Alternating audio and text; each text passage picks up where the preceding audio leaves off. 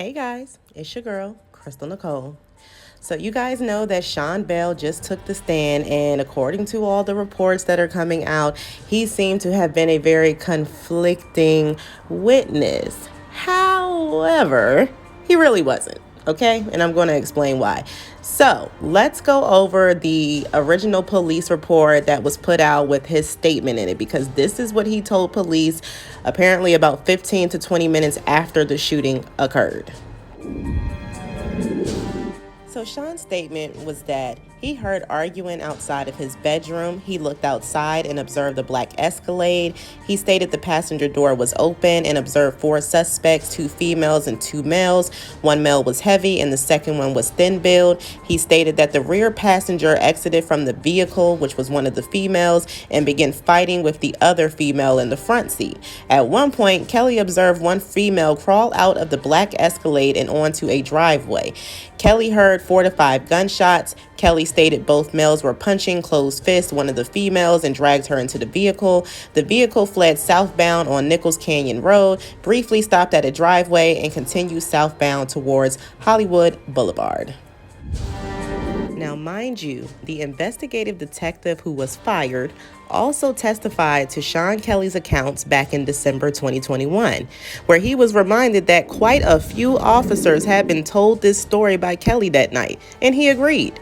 He never made any objections or said that Mr. Kelly's account of events changed, etc. So Sean testified on the stand that he heard the arguing, he saw the girls fighting, Quan got out and broke it up pretty violently. Then Megan got back into the passenger seat, Kelsey followed, and they started fighting again. Megan continuously kicking at Kelsey, which explains how she got that cut on her leg. Then shots were fired that he thought was fireworks at first, but then realized that they were shooting. When Tory hopped out the car to try and take the gun away from Kelsey, and he saw their arms go up in the air with the gun still firing. He testified that both had the gun, but the girls had it first and Tory tried to stop it. Megan fell out the car and went into a driveway. Then Quan and Tory ran over to Megan trying to get her back in the car, which is when Sean thinks he sees them physically fighting Megan. But I think that more than likely they were wrestling with her to get her back in the car because the police were coming, because that's exactly what Quan said during this second fight, that the police were coming and then they picked up Megan and they threw her back into the car and then they fled.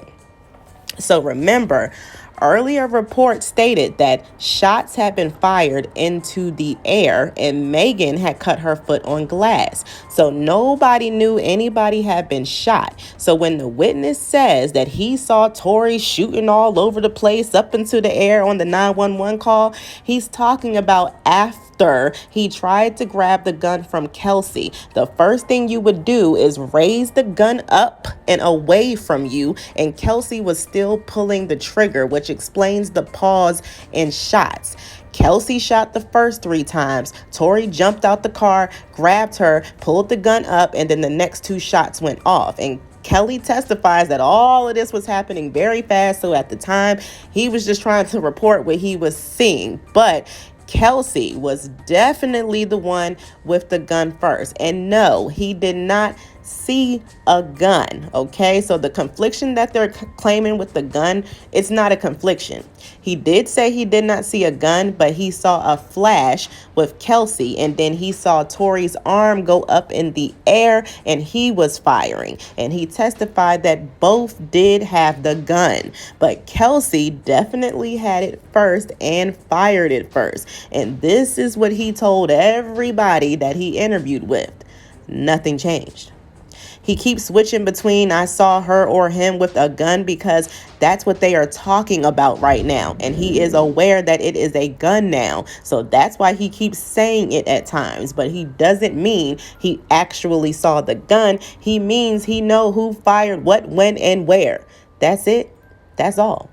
And mind you, I saw a report a while ago that I wish I could find now of prosecutors claiming that they weren't even going to be using this witness because he claimed that he woke up at the sound of shots fired, which they did not bring up once here.